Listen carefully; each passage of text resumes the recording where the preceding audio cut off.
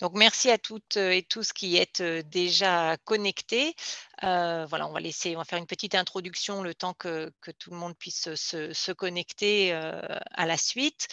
Donc, comme on a dit, en fait, ce webinaire qui s'appelle Gluten, quel mythe, quelle réalité, est un webinaire de restitution finale des résultats d'un projet de recherche participative qui a commencé il y a quasiment 7 ans. Donc, il s'insère dans une série de 3 webinaires. On a eu le premier cet après-midi qui était plus spécifique pour les résultats autour des pâtes, et il y en aura un lundi en fin d'après-midi qui sera plus spécifique sur les résultats autour du pain. Et cette l'heure qu'on va passer ensemble, elle est un peu plus généraliste et ça va nous permettre de brosser de manière plus synthétique les résultats qu'il y a eu sur pain, sur pâtes, et de passer plus de temps sur les enquêtes sociologiques qui sont faites dans le cadre de ce projet. Donc moi, je suis Christelle Moinet, je suis la coordinatrice du Biocivam de l'Aude. Le Biocivam de l'Aude est une association d'agriculteurs bio du département de l'Aude, et on travaille depuis plusieurs années autour des grandes cultures, du blé dur, du blé tendre, et en particulier avec les filières de proximité en céréales transformées, donc avec beaucoup de paysans meuniers, paysans boulangers ou paysans pastiers. Et en fait, ce projet est issu d'un constat de terrain. Ces professionnels se sont rendus compte que les personnes hypersensibles, qui se disent hypersensibles au gluten, reconnaissaient qu'en consommant leur pain et leurs produits, elles n'avaient plus de troubles physiologiques. Elles les digéraient mieux. Donc, à partir de ce constat, en fait, on a sollicité des études, des équipes de l'INRAE, donc en partie dès le départ Dominique Desclos qu'on connaissait, mais ensuite l'équipe du côté de l'INRA s'est élargie avec d'autres chercheurs et chercheuses, et on a commencé à réfléchir et à co-construire ce projet, pardon, autour d'études sociologiques pour mieux comprendre le phénomène d'hypersensibilité au gluten. On a ensuite comparé des pains produits par des paysans boulangers, par des artisans, et comparé avec des pains de grande surface. Et puis, on a approfondi plus en détail et on a étudié les différents principaux facteurs qui influencent la qualité du pain, tant la variété, la mouture, le type de ferment, le pétrissage, le procédé de fermentation et la cuisson. Mais on va revenir un petit peu en détail sur ces différents points. Ce que je voulais mettre l'accent avant de passer la parole aux différentes chercheuses et chercheurs qui ont travaillé sur le projet, c'est qu'on est vraiment dans un projet de recherche participative où depuis des années, en fait, à la fois des paysans, des transformateurs, des formateurs, des animateurs, associés à des chercheurs de plusieurs disciplines, on a travaillé ensemble, à la fois pour co-construire le projet, ses différentes modalités, et aussi pour produire des échantillons. Donc, il y a eu plus de 17 sessions de production de chez les échantillons, principalement chez les agriculteurs et les transformateurs, mais aussi en laboratoire à l'INRAE. Il y a des levains qui ont été récoltés, des personnes hypersensibles qui ont été questionnées. En total, on a un nombre considérable de données qui ont été obtenues. Plus de 13 000 qui, en fait, ont donné ensuite les résultats que vous allez pouvoir écouter. Donc moi, je vais donner la parole maintenant donc à Paul Coeurquetin et Grégory Ackermann, qui ont travaillé au sein de l'INRAE, l'UMR Innovation, sur les enquêtes sociologiques sur la question de l'hypersensibilité au gluten. Donc, excusez-nous, on va faire une petite manip pour pouvoir passer la main et la présentation à Paul ou Grégory qui vont partager leur écran. Alors, vous voyez bien mon écran normalement. Je vais le mettre en plein écran. Voilà, c'est bon, Paul, ça fonctionne bien. Donc, bonjour à toutes et à tous. Donc, on va vous présenter effectivement donc, des résultats donc, de cette enquête ou de ces enquêtes qu'on a menées avec Paul autour de cette question de la sensibilité au gluten. Donc, c'est des enquêtes qu'on a fait il y a maintenant, que je ne dise pas de bêtises, il y a 4 ans à peu près, 4-5 ans même peut-être, parce que c'était au début de ce projet. Donc, on a finalement utilisé deux méthodes. On a fait un questionnaire et donc des entretiens semi-directifs. Donc, on va présenter ces résultats. Et puis, voilà, on a analysé ces résultats et on va vous les présenter. Donc, on est parti de cet objectif du projet Gluten Mythe ou Réalité, qui était de comprendre quels étaient les déterminants de la sensibilité au gluten non cœliaque et finalement quelle était l'importance de chaque facteur, donc les facteurs variétaux, des facteurs, des modes de culture, des modes de transformation. Mais il y avait également une question qui intéressait donc les chercheurs, c'était de savoir quelles étaient finalement les populations qui étaient sensibles au gluten et qui pouvaient avoir justement un intérêt pour ces produits parce que potentiellement ils pouvaient être mieux digérés par eux. Donc on a été justement chargé d'aller rencontrer des personnes sans gluten, pas sans gluten, des personnes sensibles au gluten et essayer de comprendre quelles étaient leur trajectoire qui les avait conduits d'abord peut-être à l'éviction du gluten et puis ensuite à consommer des produits artisanaux issus de filières voilà, de proximité et donc comprendre leurs pratiques de consommation autour des produits céréaliers qu'ils pouvaient pour certains consommer. Donc, il y avait un peu 3 hypothèses sur cette consommation de produits sans gluten. La première, c'était que peut-être que les personnes qui mangent ces produits sans gluten le font pour préserver leur santé. Donc ça, c'est plutôt une hypothèse qu'on a, par exemple, dans la consommation de produits biologiques, où les gens peuvent consommer des produits bio en espérant améliorer leur santé immédiate ou à long terme. Voilà, mais bon, ce n'est pas forcément ça qu'on a vu parmi les personnes sensibles.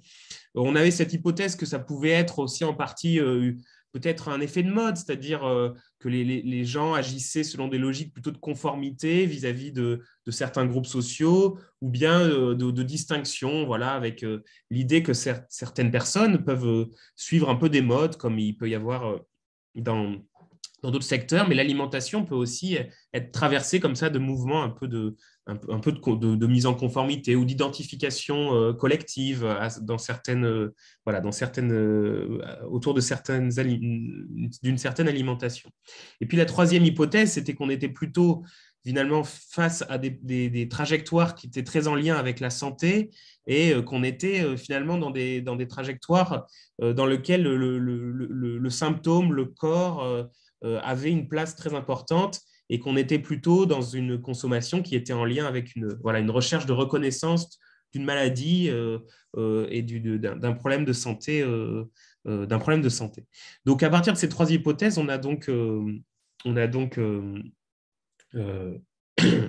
développé plusieurs méthodologies. La première, on a commencé par proposer un questionnaire en ligne. Donc, c'est un questionnaire qui a pu être signalé dans un article l'étude a pu être signalée dans un article sur The Conversation. Du coup, on a pu comme ça avoir effectivement près de 500 personnes qui ont été qui ont pris contact et finalement on a pu avoir 324 réponses qui étaient complètes et qui ont pu être du coup analysées.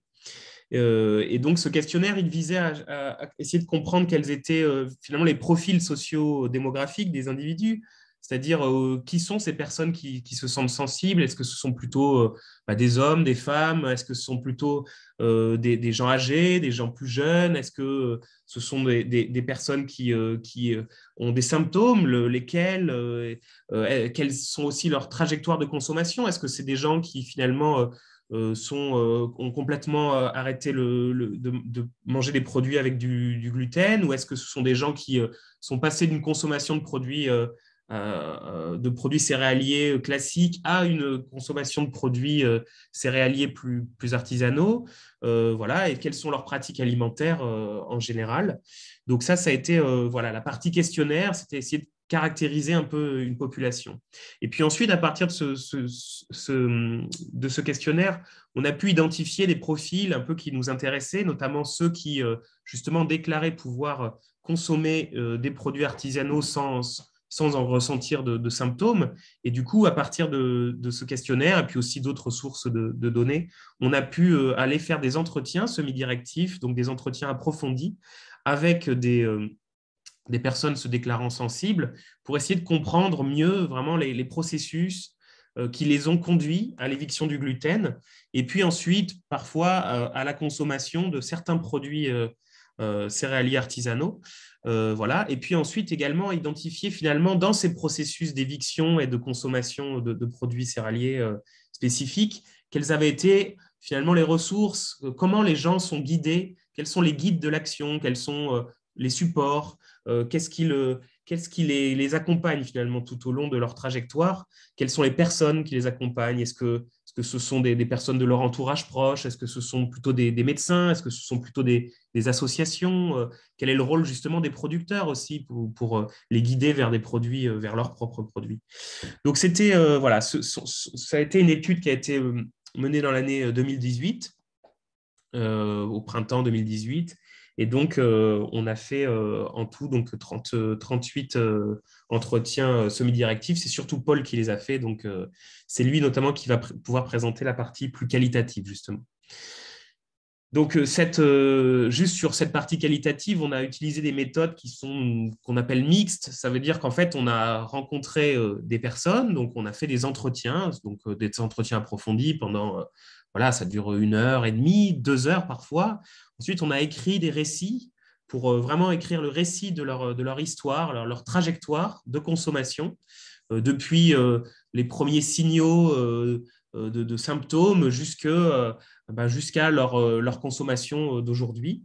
Et puis, on a codé ça dans un tableau. Donc, vous voyez, toutes les ressources, toutes les informations qu'ils ont obtenues, toutes les personnes qu'ils ont sollicitées autour de cette trajectoire de consommation. Et puis, on a identifié différentes phases. Donc, une phase plutôt d'errance, pendant laquelle, finalement, les gens sont en train de rechercher des causes de leurs symptômes. Et puis ensuite, une phase de diagnostic où ils identifient le gluten comme étant un problème possible, une phase d'éviction où ils retirent, alors de différentes manières, Paul va y venir, le gluten de leur alimentation, et puis une phase parfois, pas pour tous, mais pour certains, de consommation de produits céréaliers, sachant qu'il peut y avoir des phases d'éviction, des phases de reconsommation, puis de nouveau des phases d'éviction. Ces phases ne sont pas forcément tout à fait chronologiques parfois, pour certains profils. Alors, sur le questionnaire, quelques résultats que je vais vous présenter. Donc, le premier point, c'est qu'on a eu beaucoup de réponses de femmes.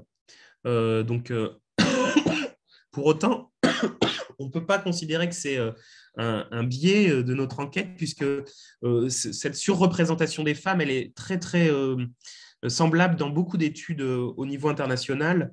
Donc, on peut finalement dire qu'on a confirmé cette tendance à ce que ce soit finalement plutôt des femmes qui identifient une sensibilité au gluten. Donc, ça, c'est un premier point qu'a pu mettre au jour notre étude.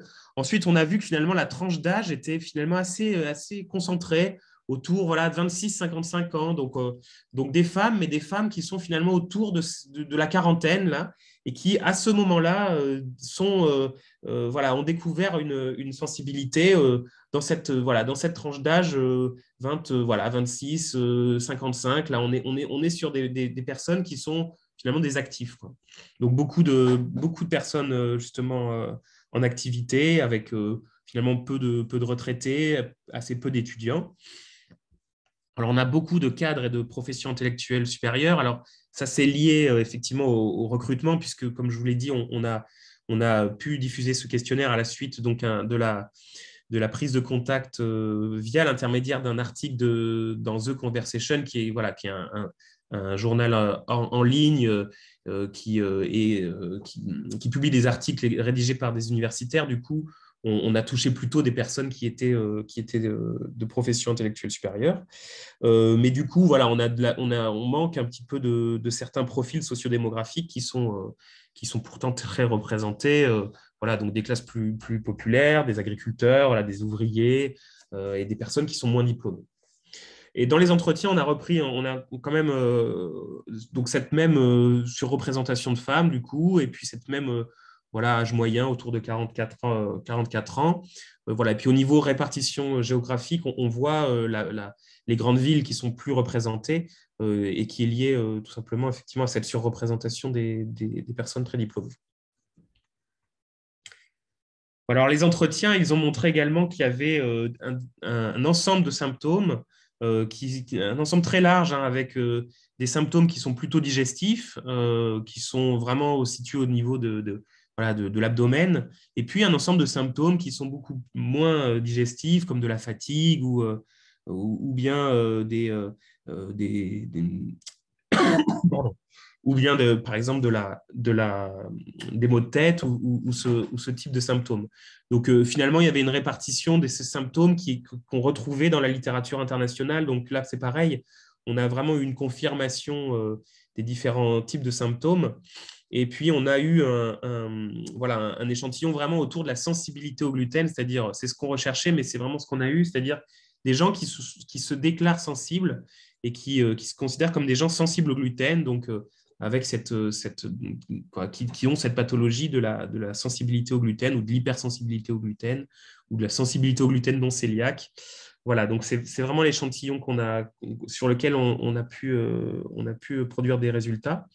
Et puis donc on a cette grosse part, là, la moitié, qui signale une apparition des premiers symptômes dans une période de 10 ans précédant l'enquête. Donc voilà, c'est assez, c'est en gros c'est assez récent, mais c'est dans ces 10 dernières années là qu'il y a eu beaucoup d'apparitions. Et puis donc cet âge autour de 34 ans, hein, qui est l'âge moyen de la première apparition des symptômes. C'est pareil, ça c'est des choses qu'on retrouve un peu dans la littérature. Alors sur les trajectoires, on a pu, donc ça ce sont les résultats quantitatifs. Donc on a cette trajectoire en fait qui amène les gens depuis le symptôme jusqu'à ce diagnostic de la consommation, du diagnostic de la sensibilité. Donc ce qui est intéressant de voir, c'est que finalement il y en a quand même 33% qui sont plutôt dans des autodiagnostics. Donc ce sont des personnes qui ont suspecté le gluten, qui se sont renseignées dans des médias, qui ont pu prendre des conseils, qui ont pu avoir des informations dans leur entourage, et puis qui ont compris en retirant le gluten de leur alimentation qu'ils étaient sensibles au gluten. Donc, et qui n'ont pas forcément eu de diagnostic par un médecin. Et puis on a une autre partie qui représente donc les 2 tiers, qui sont des gens qui ont eu un diagnostic posé par un médecin. Mais donc la moitié ont suspecté de gluten à un moment et puis se sont renseignés justement, donc ont pu avoir des informations, etc. Et ensuite sont allés voir un médecin. Et puis l'autre moitié qui n'ont pas eu de suspicion. Et puis donc c'est 31% là qui ne suspectaient pas le gluten et puis sont allés voir un médecin et c'est le médecin qui les a mis sur cette piste-là. Donc voilà. Et donc les médecins qui recommandent l'arrêt du gluten ne sont pas uniquement des spécialistes de la gastro-entérologie, hein.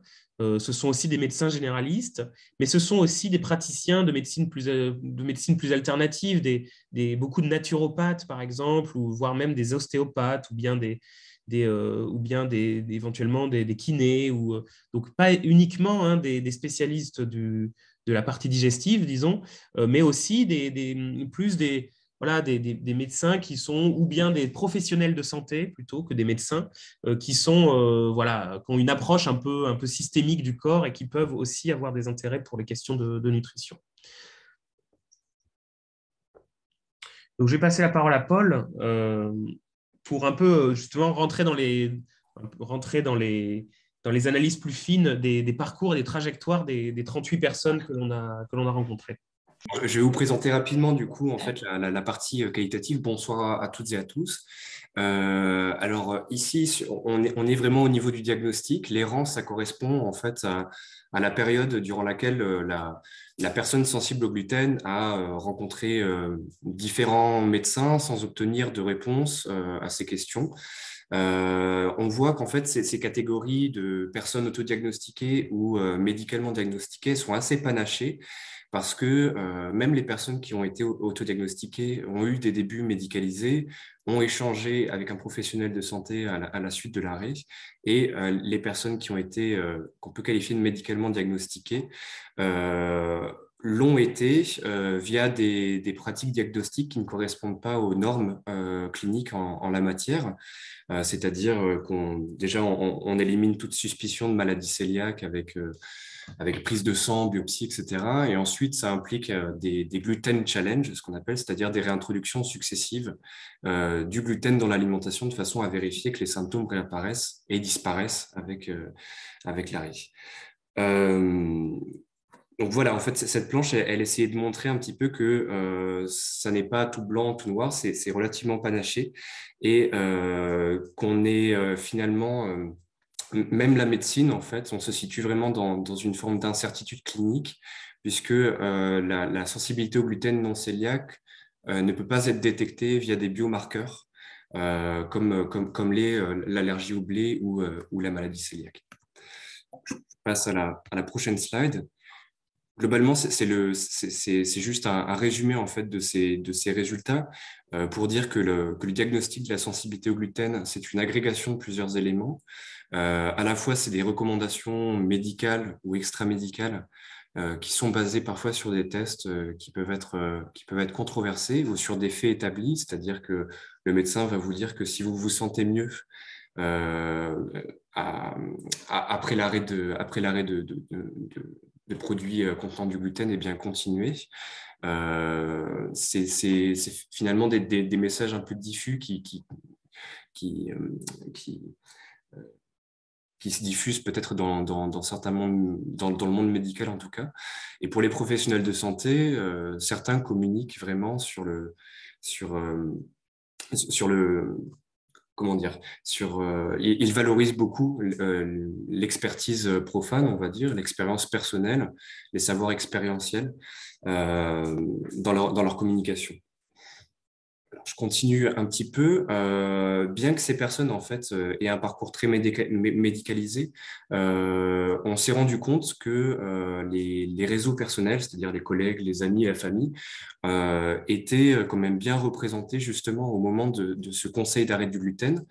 Donc ça, c'est les narrations quantifiées qu'on vous a présentées un petit peu plus tôt, même si globalement, à l'échelle de toutes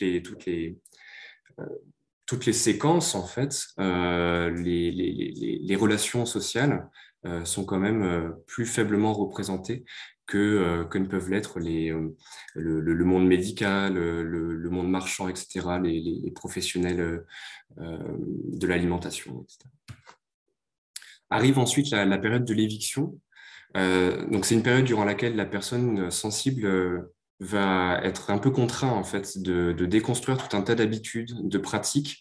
Il faut savoir que voilà, les produits céréaliers, ça fait partie d'un répertoire alimentaire et il y a tout un tas de dimensions symboliques, pratiques, mais c'est également des produits qui sont palatables, enfin qui sont agréables à manger, tout ce qui est pâtisserie, etc., et hédonique.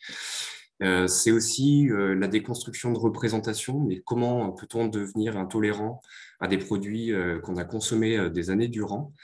Des pratiques d'achat, voilà, il y a une personne qui nous avait dit que si vous entrez dans un supermarché et que vous êtes intolérant, alors lui était intolérant aux œufs, au gluten, etc., vous ne trouvez plus rien dans le supermarché, mis à part des légumes. Et c'est également une forme de mise à l'épreuve lors du repas partagé, puisque bon nombre en fait de personnes sensibles au gluten ne disent pas à leurs hôtes quand ils sont invités qu'ils sont sensibles au gluten. Cette donnée, elle nous paraissait très importante justement pour relativiser, voire infirmer en fait cette hypothèse de l'effet de mode, de cette idée de pratique distinctive, voilà, en sachant que les personnes sensibles ne dévoilent pas forcément, ou en tout cas ne valorisent pas le fait de ne pas manger de gluten. Ce qui est intéressant et ce qu'on a noté aussi, c'est qu'il y a différents seuils de tolérance, différents schémas d'ingestion et de réaction. Alors, il y a 13 personnes sur 38 qui ont un schéma de type ingestion-réaction, c'est-à-dire qu'elles ont les symptômes qui réapparaissent immédiatement ou très rapidement, même sans avoir connaissance en fait d'avoir mangé du gluten. Il y a des seuils de tolérance à frontières floues. Bon, ils sont moins nombreux, mais les plus intéressants, c'est des seuils de tolérance avec écart maîtrisé, c'est-à-dire que c'est des personnes qui sont capables de percevoir à quel moment les symptômes vont revenir. Et c'est vraiment un peu la métaphore du verre d'eau, c'est-à-dire que quand on mange du gluten, le verre d'eau se remplit. Si on arrête de manger du gluten, l'eau s'évapore et voilà, ça se stabilise. C'est vraiment l'idée d'un trop-plein en fait, de gluten qui s'accumulerait dans le corps et qui provoquerait in fine les symptômes. C'est ensuite, après avoir déconstruit tout un tas d'habitudes, c'est une reconstruction qui va. Donc, c'est une reconstruction au niveau de la production, enfin, de l'intérêt pour certaines filières. Donc, une plus grande fréquentation des magasins bio et le refus de recourir, à l'offre industrielle sans gluten. C'est aussi d'un point de vue de la transformation, il y a beaucoup de personnes qui sont mises à faire leur pain, à cuisiner plus. Au niveau de la distribution, c'est plus de circuits courts. Et au niveau des représentations, il y a une actualisation en fait de la critique de l'industrie agroalimentaire qui se met en place et de véritables bifurcations pour certains, d'un point de vue de l'alimentation, des pratiques de santé, de l'emploi et du militantisme. Je vais terminer sur ce point-là pour rappeler que donc sur les 38 personnes rencontrées, il y en avait quand même 26. Alors, on les cherchait justement, ces personnes qui consommaient du gluten, des produits contenant du gluten. Alors, on a essayé de classifier en fait d'où provenaient ces produits, que ce soit des pâtes, de la farine ou du pain. D'après nos recherches, 18 sur 26 sont des produits qu'on peut considérer comme artisanaux. Les produits où il subsistait un doute, ils sont au nombre de 3, parce que j'ai dû réactualiser la base. J'ai eu des informations supplémentaires sur une boulangerie, ils sont au nombre de 3.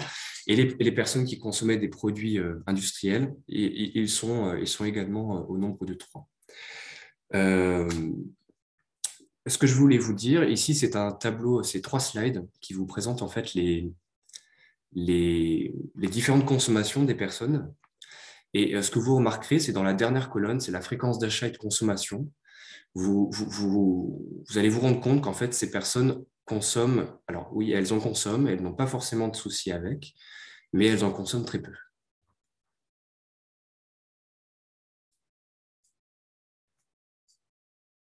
Je suis désolé, je suis obligé de passer un petit peu vite.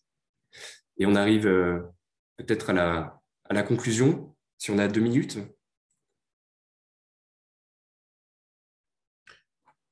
Pour la conclusion, on va pouvoir dire justement que sur cette population de personnes sensibles au gluten, on est vraiment sur une hypothèse curative, où ce sont donc des personnes qui ont cherché à résoudre des problèmes et on n'est pas dans des personnes qui cherchent à préserver leur santé à long terme, on va dire, mais on est vraiment sur le résoudre des problèmes immédiats.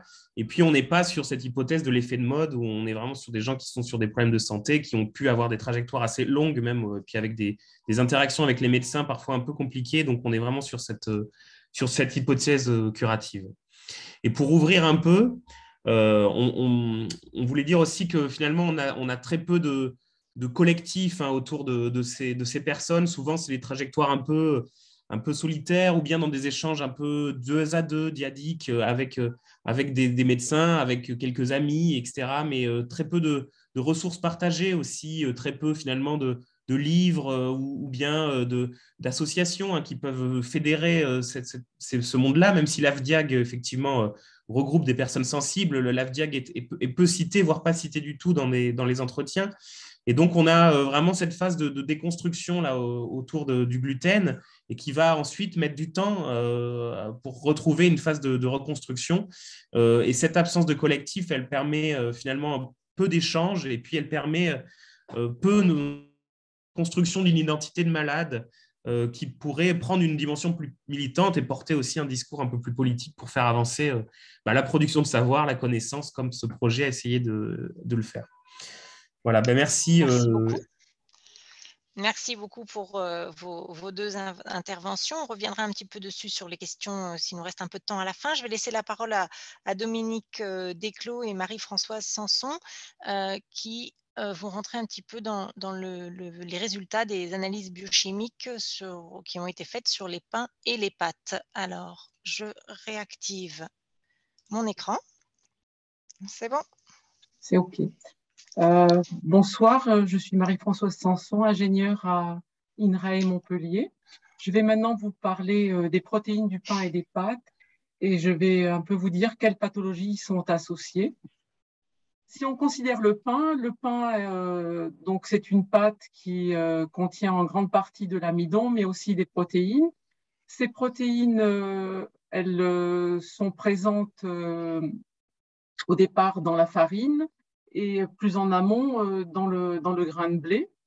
Dans le grain de blé, ces protéines sont contenues dans les cellules de l'albumène amylacé. Et dans cet albumène amylacé, on distingue plusieurs types de protéines. D'une part, des albumines globulines qui sont présentes dans les parois cellulaires de l'albumène amylacé. Ces albumines globulines représentent environ 20% des protéines totales du grain. Et ce sont des protéines qui servent à la structure et ce sont aussi des protéines métaboliques puisqu'on retrouve parmi elles beaucoup d'enzymes. On a une autre fraction de protéines qui est importante, ce sont les protéines de réserve. Elles sont appelées ainsi dans le grain, elles représentent environ 80% des protéines totales du grain. Et parmi elles, on va trouver les gliadines et les gluténines. Ces gluténines sont présentes sous forme polymérique. Dans la farine, on va retrouver ces protéines de la même manière que dans le grain. Et comment on va passer de la farine à une pâte? Pour cela, on va avoir besoin d'apporter de l'eau et de l'énergie mécanique. Les protéines vont changer de conformation, les gluténines vont se déplier, former de nouvelles liaisons pour constituer un réseau que l'on appelle le gluten. Dans ce réseau vont s'imbriquer les gliadines et dans la pâte, bien sûr, on va avoir encore présentes les albumines globulines. Dès qu'on va traiter thermiquement la pâte, on va traiter thermiquement le gluten et on va avoir de nouvelles liaisons qui vont se créer. Donc, on ne les voit plus sur l'animation là, mais certaines liaisons étaient colorées en rouge. Ce sont des liaisons assez fortes, des liaisons entre des résidus soufrés, des liaisons disulfure, qui, selon l'intensité du procédé et du procédé thermique, vont être plus ou moins nombreuses.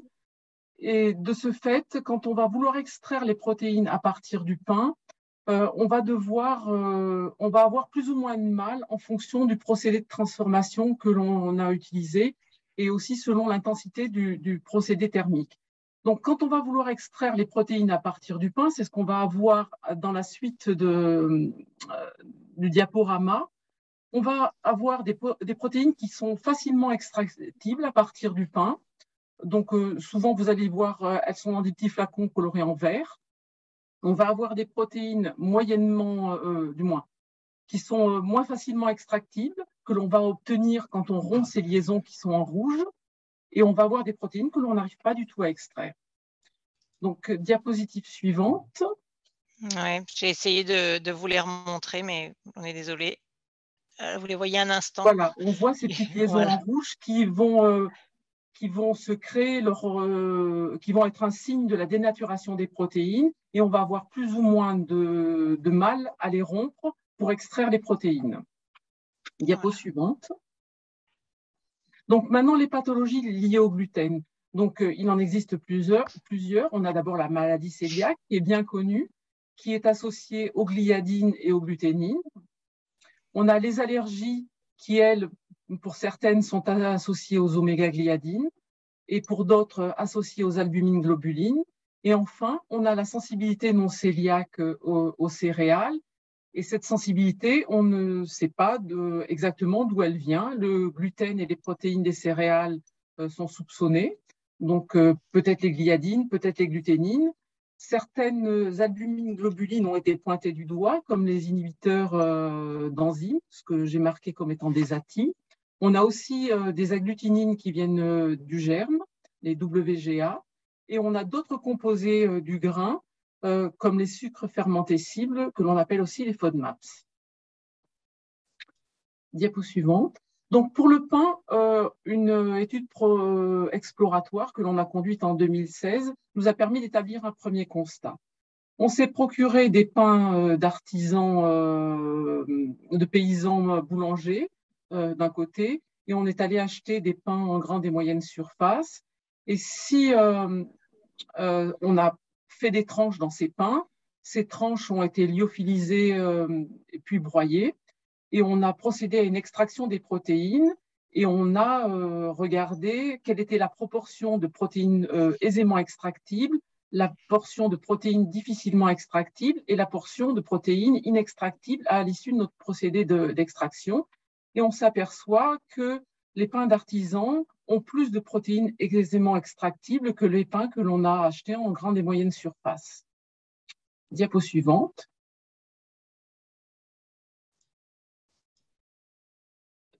On s'est intéressé aussi à la digestibilité des protéines des pains achetés chez les paysans boulangers et en moyenne et grande surface. Cette digestibilité, on l'a testée avec un système in vitro qui on n'est pas parti avec un digesteur, on a juste fait des essais en tube à essai en utilisant un cocktail d'enzymes gastriques et intestinales, la pepsine, la trypsine et la chymotrypsine. Et là, le résultat montre que l'on a plus de protéines non digérées dans les pains de grande et moyenne surface. Donc, pourquoi une telle différence?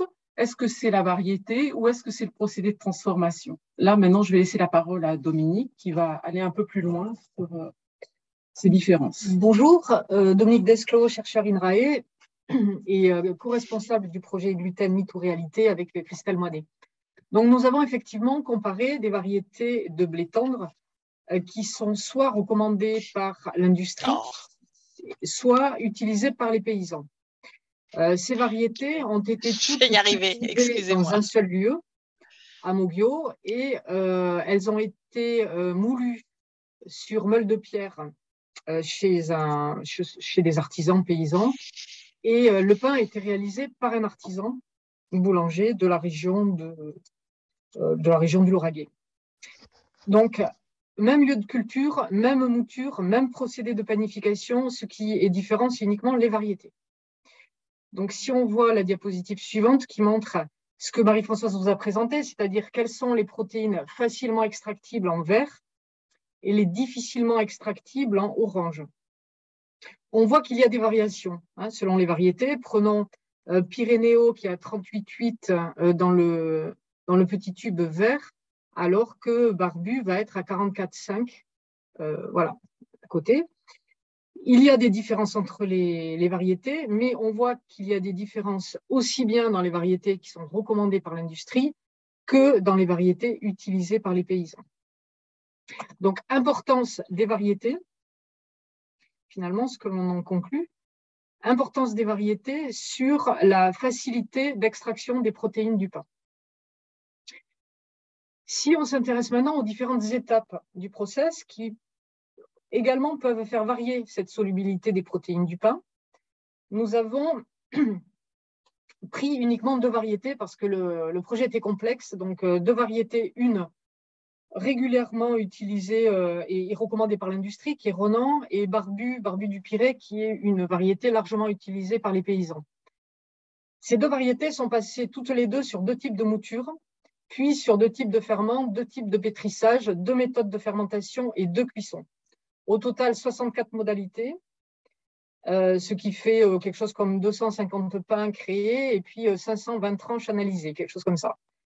Donc, si on s'intéresse à ces 2 variétés, donc Barbu, Ronan, qui ont toutes les 2 subi une mouture cylindre et une mouture meule de pierre, et notamment moulin à strier. Qu'est-ce qu'on retient? Bon, alors évidemment, je vous invite tous au webinaire qui a lieu lundi prochain à 17h30, à la même heure, lundi 14, où on va détailler beaucoup plus qu'est-ce qui s'est passé pour chacun, voilà, dans chacun des cas et quels sont les résultats. Là, c'est vraiment les principales conclusions. Donc, on va aller vite et pas du tout dans le détail. Ce que l'on retient là-dessus, c'est qu'on observe que les pains qui ont été fabriqués avec la variété Barbu ont d'autant plus de protéines facilement extractibles que la farine a été produite sur meule de pierre. Si maintenant on s'intéresse aux ferments utilisés, donc levure ou levain, là aussi des différences assez notables, notamment une incidence majeure et extrêmement significative du type de ferment sur ces protéines facilement extractibles. Le levain va permettre d'acquérir d'autant plus de protéines facilement extractibles par rapport à la levure. Et ça, on va y revenir tout à l'heure avec un zoom spécifique sur les levains. Si on s'intéresse à l'étape suivante, qui est le pétrissage, deux types de pétrissage possibles, même si le type manuel est de moins en moins utilisé, mais enfin pétrissage mécanique versus pétrissage manuel, on obtient là des données qui pourraient surprendre, mais finalement qui ne surprennent pas trop non plus. C'est que le fait d'avoir un pétrissage manuel qui était un pétrissage très fort aussi, qui donne finalement beaucoup de force, qui fait taper la pâte, les boulangers tapent fortement la pâte sur la table, on se rend compte que ça génère des protéines qui sont plus difficilement extractibles que le procédé de pétrissage mécanique. Voilà. Autrement dit, le procédé mécanique va induire des protéines plus facilement extractibles. L'étape de fermentation longue, à froid, la pâte est laissée reposer à froid pendant plus d'une nuit, ou bien fermentation directe. Là, on a une fermentation qui est très courte, de l'ordre d'une heure, 1 heure à 2 heures maximum. Qu'est-ce que ça génère au niveau de différence dans la solubilisation? Là, les données sont aussi assez claires. C'est qu'une fermentation longue à froid va induire plus de protéines facilement accessibles qu'une fermentation courte, appelée le plus souvent directe par les boulangers. Et on observe également que, vous vous souvenez du petit test en tube in vitro là, de digestibilité, plus de protéines facilement digérées in vitro lorsqu'on est en fermentation longue. Dernière étape, c'est la cuisson du pain. On peut cuire le pain dans un four électrique ou dans un four à bois. Et là aussi, les résultats sont intéressants. C'est dans un four à bois que l'on va obtenir des protéines qui sont le plus facilement extractibles. Si on essaye de synthétiser un peu ce que l'on vient de voir, donc ces fameuses protéines aisément extractibles qui sont le deuxième histogramme, là. Ensuite, on a les protéines difficilement extractibles au milieu, les inextractibles ensuite, et puis les protéines non digérées in vitro. On se rend compte que la variété qui est en bleu, elle va essentiellement jouer sur la quantité de protéines totales du pain, très peu sur le reste. Qu'est-ce qui joue, qu'est-ce que vous remarquez globalement? Le vert est assez massif sur cette diapositive, et le vert, c'est le ferment. Donc, le ferment, il joue très fortement sur les protéines aisément extractibles. Il joue aussi sur les protéines difficilement extractibles, de manière moindre sur les protéines absolument inextractibles et sur les protéines non digérées in vitro. Donc, ce ferment, on va voir plus en détail maintenant. Qu'est-ce qui vaut mieux? Bon, on l'a un peu vu, c'est quand même le levain qui génère des protéines plus facilement, plus aisément extractibles. Mais on va voir avec Lauriane et Delphine Sicard, là, un peu plus en détail, si tous les types de levain réagissent pareil ou pas. Donc, bonjour à tous. Alors, moi, je vais démarrer pour vous rappeler, peut-être, pour faire du pain, on mélange de la farine, de l'eau et un ferment. Le ferment, il est composé d'organismes vivants microscopiques, qu'on appelle aussi micro-organismes, qui vont consommer les sucres de la farine, qui sont stockés sous forme d'amidon pour se multiplier et produire d'autres composés, comme du CO2 et des acides, qui permettront notamment l'alvéolage et le goût du pain. Donc ça, c'est la fermentation. 2 ferments sont couramment utilisés en boulangerie. La levure commerciale, ce qu'on appelle aussi la levure de boulanger, et le levain. Les deux sont composés donc de micro-organismes vivants. La levure commerciale contient des levures qui sont des champignons unicellulaires. Et ces levures, en fait, sont des clones d'une seule et même espèce qui s'appelle Saccharomyces cerevisiae. Dans le levain, c'est beaucoup plus diversifié. Fabriqué à partir d'un mélange d'eau et de farine, le levain abrite des levures, mais aussi des bactéries. Et en plus de ça, ce sont plusieurs espèces de levures et plusieurs espèces de bactéries qui cohabitent. Alors, sur les photos là, que vous pouvez voir, qui ont été prises en microscopie électronique, à gauche, il y a la levure de boulanger, donc Saccharomyces cerevisiae, et à droite, c'est une photo microscopique du levain. Et donc là, vous pouvez voir à la fois les granules d'amidon, qui composent principalement la farine, avec dessus donc en forme de bâtonnet des bactéries lactiques, et en forme plus arrondie, c'est la levure. Et même entre les granules d'amidon, on peut apercevoir des filaments qui sont en fait le réseau de gluten. La diapo d'après. Alors, en fait, notre problématique est ici de savoir quel est l'impact du ferment sur le gluten. Donc, pour ça, on a réalisé l'expérience suivante.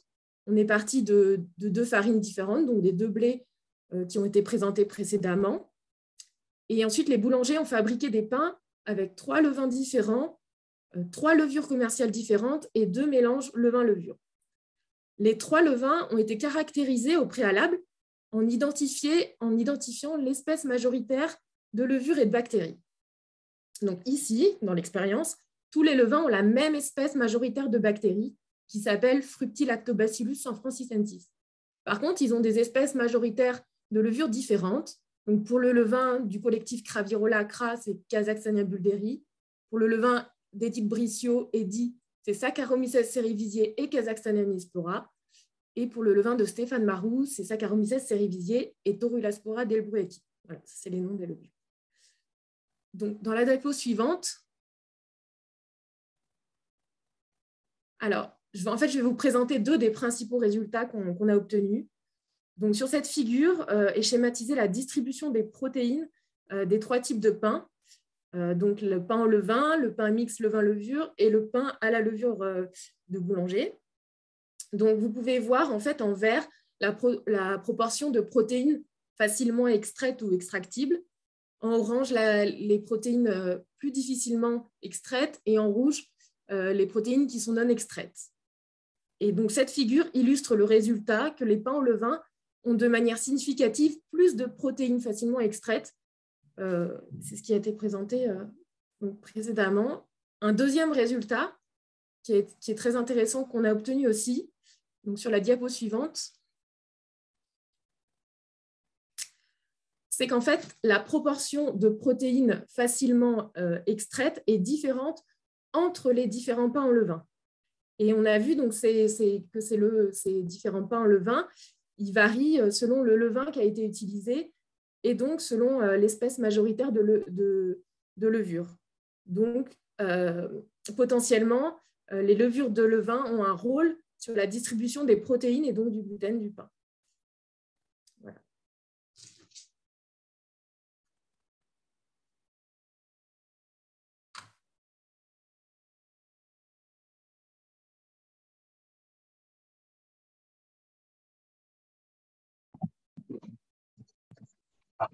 Christelle. Je voyais qu'on m'avait coupé le micro. Voilà, on va continuer sur la présentation des résultats pour les pâtes. Voilà.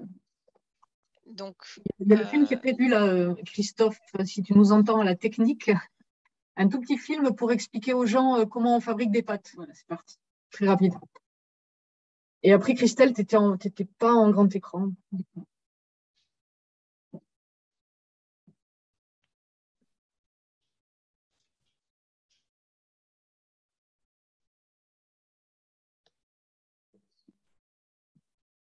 Donc, pour faire des pâtes, on introduit la semoule dans la cuve de malaxage. On l'hydrate avec une quantité connue d'eau qui est calculée en fonction de la teneur en eau de la semoule de départ.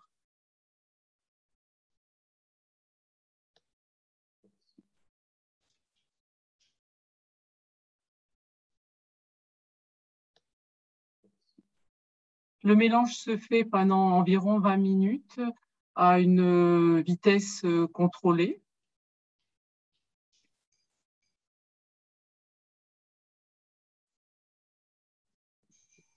Au bout de 20 minutes, on va sortir les agglomérats de semoule qui se sont formés. Ça ressemble un peu à du couscous. Ces agglomérats-là, on va les transférer dans la chambre d'extrusion. En dessous, dans la cuve d'extrusion à droite, on a donc un arbre de mélange qui va faire descendre dans la cuve d'extrusion en dessous le mélange. Et il va être poussé au travers par la vis sans fin que l'on ne voit pas. La température est régulée, la température de la tête de sortie est régulée. Et on a moyen aussi d'enregistrer les pressions. Là, on vient d'insérer la filière qui va permettre d'avoir des spaghettis. Les spaghettis donc, commencent à sortir à une température d'environ 40 degrés. On élimine les premiers spaghettis qui ne sont pas toujours très beaux. Et après, on va prélever au fur et à mesure de leur sortie des longueurs de spaghettis qu'on va déposer sur des cannes.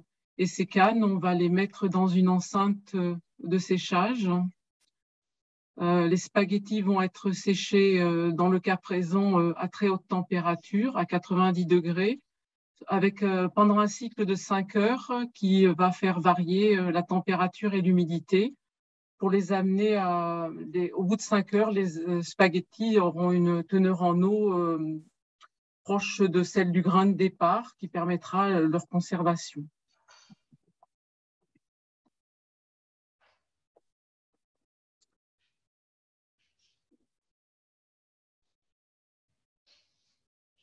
Donc, c'est ce type de spaghetti qui a été fabriqué dans la suite de l'exposé et qui sera qualifié de type industriel.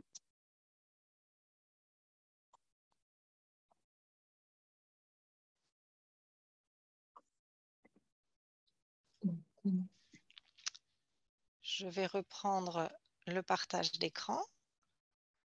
Hop. Si, pendant ce temps, on voudrait vous inviter quand même à poser des questions si vous en avez dans le chat ou dans le Q&R qui est dessous, là, enfin, que vous pouvez trouver. Et on prendra vos questions après. On essaye de faire… voilà. On va aller au plus vite. Là, pour la partie pâte, on va aller au plus vite parce qu'elle a été présentée dans des webinaires précédents là, cet après-midi à 14 h. Et ce webinaire, vous pourrez y avoir accès en replay. Donc là aussi, on va très vite. Donc, de la même manière que pour le pain, on s'est procuré des pâtes de type artisanal et des pâtes achetées en grande surface. Et on a fait aussi l'extraction des protéines et on constate là à nouveau que l'on a une différence de solubilité selon que les pâtes sont artisanales ou de type industriel. Les pâtes artisanales ont plus de protéines aisément extractibles que les pâtes de type industriel. Diapo suivante. Sur le plan de la protéolyse, les pâtes de type industriel ont moins de protéines protéolysées avec notre cocktail d'enzymes digestives. Donc, à partir de là, on sait, comme pour le pain, poser des questions. Les différences, elles viennent de la variété ou du procédé. Donc, côté variété, on a mis en culture un certain nombre de variétés dans le carré orange, des variétés plutôt recommandées par l'industrie, et en bleu, dans le rectangle bleu, les variétés utilisées par les paysans. Elles ont été cultivées à l'INRAE à Moggio, moulues sur moulin du Tyrol. Les variétés ont été transformées selon un procédé artisanal et séchées, et les pâtes ont été séchées à température ambiante. Donc, ces pâtes ont été réalisées par François Kézergue et elles ont été cuites à INRAE. Donc là encore, on voit que en fonction de la variété utilisée, la quantité de protéines facilement extractibles à partir des pâtes cuites varie. Diapo suivante. Donc là, maintenant, on est allé un peu plus loin. On a essayé de voir l'effet du procédé Parmi les variétés qu'on avait testées précédemment, on en a gardé 2, comme pour le pain. On a pris Envergure, qui est une variété recommandée par l'industrie, et Bidi 17, qui est une variété qui est très utilisée par les artisans pastiers. On a testé 2 types de production de semoule, une mouture sur cylindre et une mouture sur meule de pierre. Le mode de pastification, on a testé 2 modes de pastification, un type artisan paysan et un type industriel, donc ce que vous venez de voir là dans le film. 2 modes de séchage, basse température et très haute température à 90 degrés. Et toutes les pâtes ont été cuites à leur temps optimal de cuisson pour faire les analyses biochimiques. Diapo suivante. Donc, les modalités prises en compte, on vient de les voir. Diapo suivante, s'il te plaît, Christelle. Donc, que retenir sur ces sur l'effet du procédé? Que la teneur en protéines totale des pâtes est essentiellement liée à la variété. Ça, on le savait, c'était depuis longtemps. La quantité de protéines facilement extractibles dépend de la variété utilisée et du type de mouture. On a plus de protéines facilement extractibles dès lors qu'on a une semoule produite sur meule de pierre. La quantité de protéines difficilement extractibles est majoritairement liée à la mouture. On a plus de protéines difficilement extractibles dès lors qu'on a une mouture sur cylindre. Et le taux de protéines non digérées in vitro est lié à la variété et dans une moindre mesure au procédé de fabrication. Dernière diapo, Christelle. Donc, en conclusion, on a plus de protéines facilement extractibles dans le cas du pain selon la variété. Si on a une farine produite sur meule de pierre, dès lors que l'on utilise un levain, avec un pétrissage mécanique, avec une fermentation à froid, et pour des pains cuits au four à bois. Dans le cas des pâtes, il faut bien choisir la variété. Il faut avoir une semoule produite sur meule de pierre, préférer un procédé artisanal et avoir un séchage à basse température.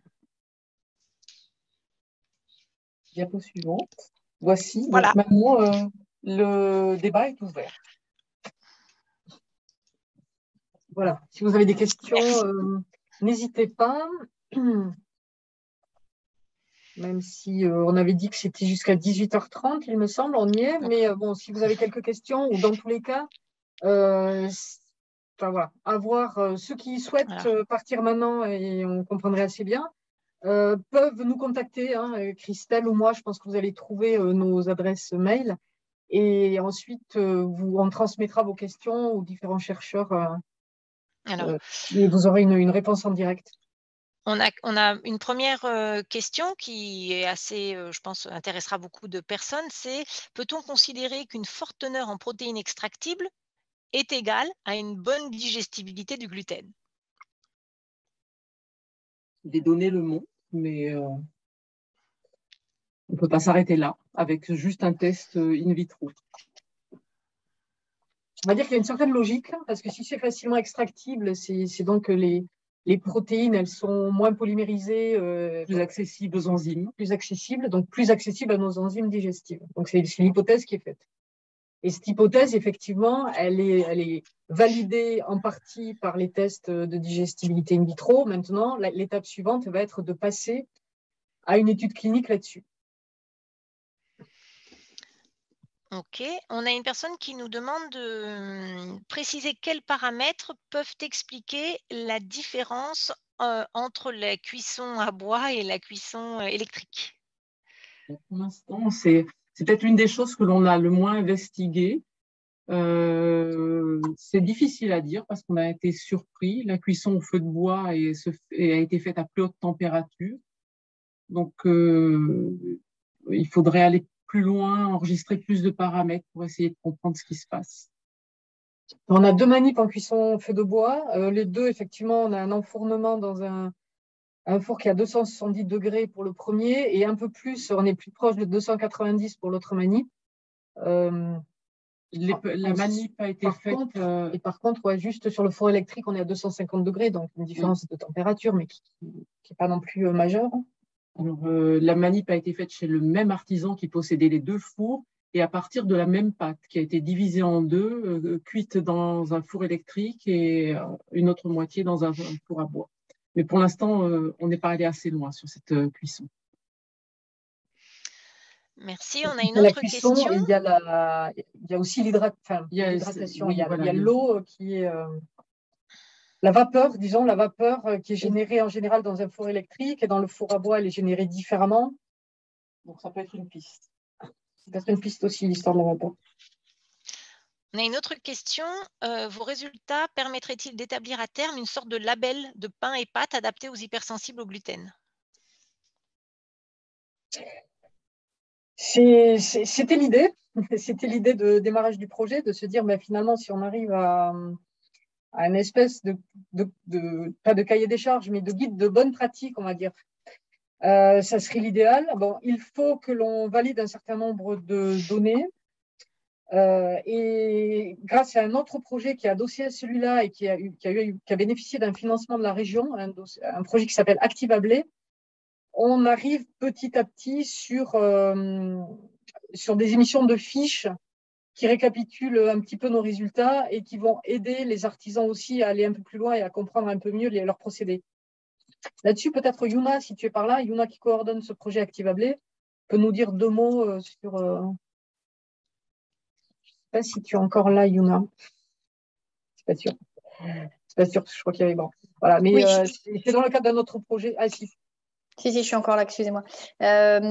Oui, de toute façon, c'est des sujets compliqués et puis, vous l'avez vu, avec plein de facteurs à prendre en compte, mais en tout cas, on va continuer. L'idée, c'est en effet de voir s'il y a des points communs entre tous ces produits issus de certaines variétés, de certains modes de transformation, et puis en tout cas, de donner plus d'informations fiables sur lesquels les consommateurs peuvent s'appuyer pour faire leur choix. Et puis, les artisans, les producteurs peuvent communiquer donc, pour faire valoir un peu la spécificité de leurs produits. Voilà. Donc, on est un peu sur cette idée que peut-être il y a des produits spécifiques et qui, justement, vis-à-vis du gluten, de la digestibilité, mais en tout cas, il faut continuer à produire des données, mais c'est bien l'idée d'avoir ces fiches un peu de référence autour des produits.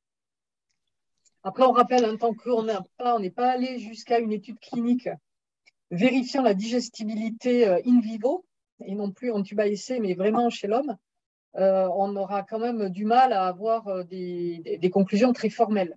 On peut juste conclure là qu'on observe effectivement des différences importantes entre les produits au niveau des protéines qui nous paraissent facilement extractibles. Et l'hypothèse que l'on fait, c'est que si elles sont facilement extractibles et facilement digérées in vitro, elles risquent de l'être aussi in vivo. Mais c'est une hypothèse.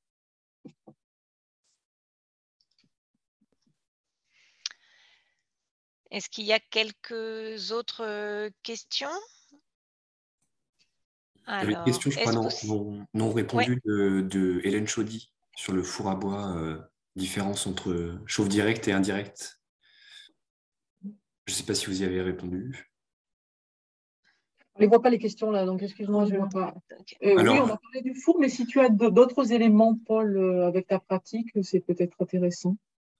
Alors, c'est pour le four à bois dont il est question. Y a-t-il des différences selon chauffe direct ou indirect du four à bois? Une question d'Hélène. On a donné des éléments de réponse, mais je pensais que tu avais un complément. Ah, chauffe direct. On a étudié juste 2 fours à bois qui étaient très proches et qui sont indirects. Et donc, du coup, mais l'idée, c'est bien d'aller maintenant plus loin. Ce premier projet, disons, a permis, en analysant un grand nombre, vous avez vu, de facteurs finalement et d'étapes, maintenant de nous dire où est-ce qu'il faut creuser. Voilà, qu'est-ce qui est important et qu'est-ce qu'il faut creuser. Bon, on voit ce qui est majeur, c'est le levain. Donc, le levain, on a commencé à le creuser avec Lauriane qui fait sa thèse avec Delphine. Et j'imagine qu'il va y avoir, là, on va peut-être laisser la parole à Delphine pour voir un petit peu la suite qu'elle souhaite donner aussi au niveau du levain. Pour la cuisson au four, on a vu qu'il y avait une différence. Et là aussi, ça nous incite bien sûr à aller un peu plus loin et à comparer différentes cuissons dans différents fours à bois, donc c'est-à-dire beaucoup plus d'échantillons qu'on a pu avoir là avec uniquement 2 fours à bois, et également comparer différents fours électriques. Voilà, donc tout ça, ce sont des très bonnes questions parce que ce sont des points que de toute manière, on a envie de creuser dans la mesure où on a vu par ce premier projet que certains facteurs nous paraissaient bien plus importants que d'autres. Merci. Delphine, je ne sais pas si tu as 2 mots à dire peut-être sur ton souhait de poursuite là, sur les levains. Oui, ben en fait, c'est vrai que ces résultats, ça montre que finalement, les pains au levain, ça permettrait, effectivement, le levain permettrait d'avoir plus de protéines extractibles et donc potentiellement plus de protéines qui soient facilement digérées, même si ça, comme le disait Dominique, il faut faire attention, il faudrait encore le montrer. Et du coup, maintenant, comme on a aussi montré qu'il y avait la différence entre le vin, on aimerait pouvoir explorer ce rôle de la biodiversité des levains. Parce qu'on a fait des projets au préalable qui montraient que dans les levains en France, il y avait une grande diversité de levures et de bactéries qui étaient associées aussi aux pratiques boulangères. Et donc, on a envie maintenant d'aller explorer comment cette diversité microbienne peut jouer, comment son activité finalement fermentaire peut jouer pour dégrader les protéines. Donc, effectivement, c'est des projets auxquels on réfléchit avec de façon plus large, hein, avec d'autres partenaires, des boulangers, des paysans boulangers, des boulangères, des paysannes boulangères, pour aller finalement plus loin dans ce que vous a montré Lauriane. Merci.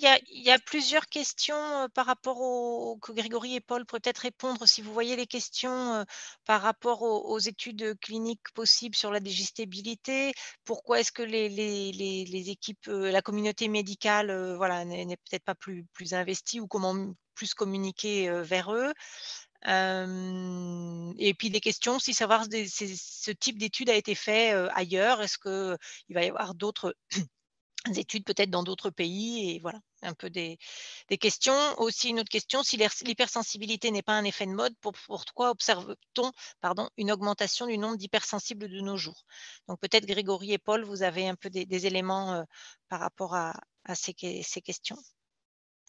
Sur l'augmentation, je ne sais pas s'il y a une augmentation. En fait, on n'a pas pu évaluer ça. Quand on regarde les études internationales, il y a des niveaux de prévalence, quoi, donc du nombre de personnes supposées sensibles qui est très différent d'une étude à l'autre. Il y en a pour certains, c'est quelques pourcents, pour d'autres, ça va jusqu'à 10-13%. Donc, c'est très difficile. Et puis, l'augmentation, c'est pareil, on peut pas vraiment le dire parce que ces études-là, elles sont faites dans des pays différents. Donc, il faudrait avoir une étude qui est faite un peu régulièrement.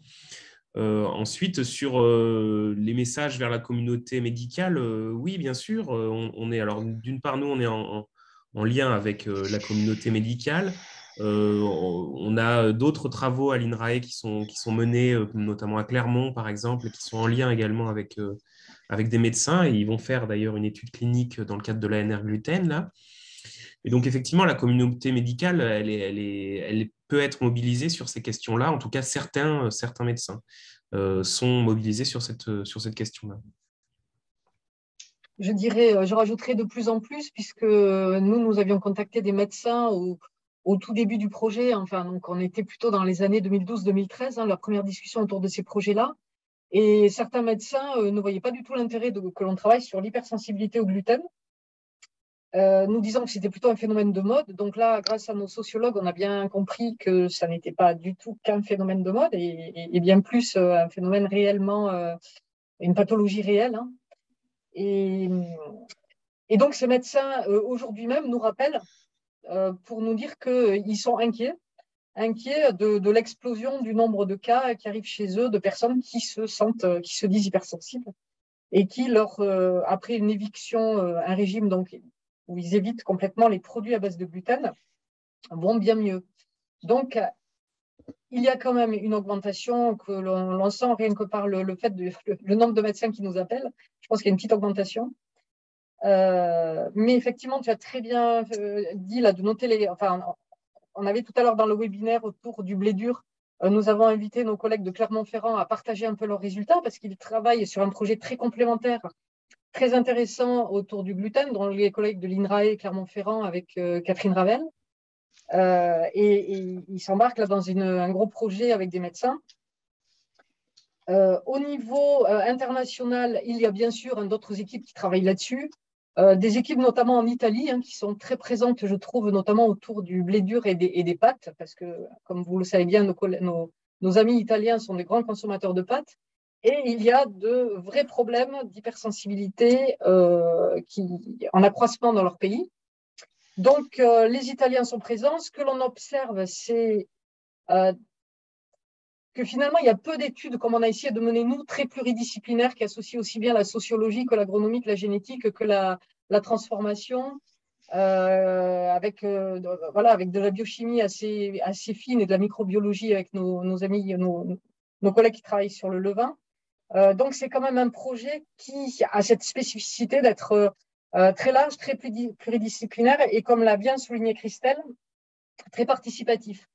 À ce titre-là, je voudrais justement vous lancer un appel, c'est-à-dire que qui que vous soyez agriculteur, boulanger, pastier, meunier ou simple citoyen et simple consommateur de produits, si vous souhaitez travailler avec nous, intégrer des projets, parce que ce projet-là, qui s'appelle Gluten Mythe ou Réalité, financé par la Fondation de France et par la région et par le FEADER, vient de se terminer. Il se poursuit dans le cadre d'autres projets et nous serions très heureux de pouvoir vous compter parmi nos futurs collaborateurs dans les futurs projets de recherche que nous avons. Donc, n'hésitez pas à nous contacter si ça vous dit de vous lancer dans de la science participative et de la recherche participative avec nous.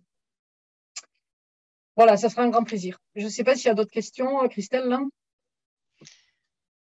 Non, il n'y a plus de questions. On a une petite… Alors, comment vous contacter, si, quand même? Comment nous contacter? Alors, nous en tout cas, on a vos adresses mail pour toutes les personnes qui se sont inscrites au webinaire. On enverra les infos pour les différents replays qui vont être projetés, pour des petites vidéos explicatives de certains étapes détaillées ou certains résultats détaillés. Et après, vous retrouverez ces informations sur le site du Biocivam de l'Aude et sur le site de l'INRAE. Donc, je pense que voilà, par ces deux biais et par le fait que nous, on a vos adresses, on va continuer à diffuser de l'info. En tout cas, on a encore plusieurs mois pour diffuser les résultats de ce projet et démarrer les nouveaux projets.